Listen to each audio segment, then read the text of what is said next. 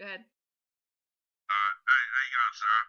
So I was just ringing up. I just wondered if you could actually do a bit of detail about your background and what's happened with the Mandela effect with the anatomy changes and that for everyone out there that's actually just gone through the experiments to give them a bit of satisfaction. Sure.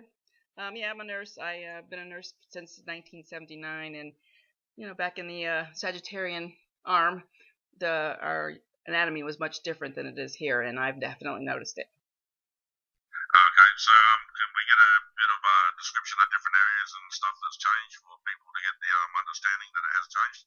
Yeah, if we start from the head, the cerebellum, the small brain stem that's in the back of the head, that's way pushed up underneath the skull, which it never used to be. It used to be in the first cervical column, and it's now way up. And the temporal lobes on either side of the head they have indents in, which they never did when I was in school, nursing school. And also behind the eyes, there's a bone now that was not there before. It used to be that it was clear space that you can actually go from the eye right into the brain. Now there's actually protective bone back there. So that's what's happening with the head. Okay, what about going down from the top and going through the body if you can?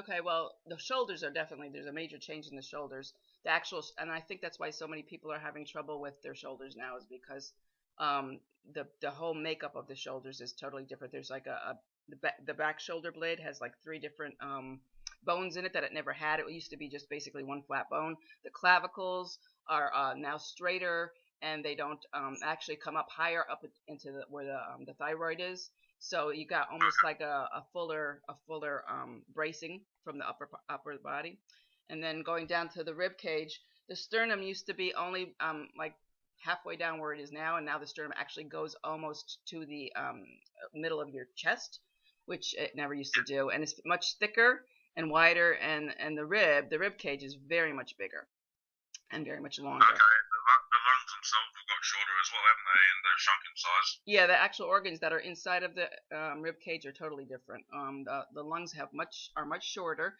The diaphragm is way up in the rib cage. It used to be below the rib cage, and all that was in the rib cage prior to this was basically the lungs and the heart. And now we have the stomach, the kidneys, um, the liver is humongous. These are all things that used to be below the diaphragm in the Sagittarian arm, and now the abdomen has just basically all just GI stuff, only gastrointestinal stuff, which it used to have a lot more. And it's kind of interesting that the kidneys are way as high as they are up in the rib cage is bizarre.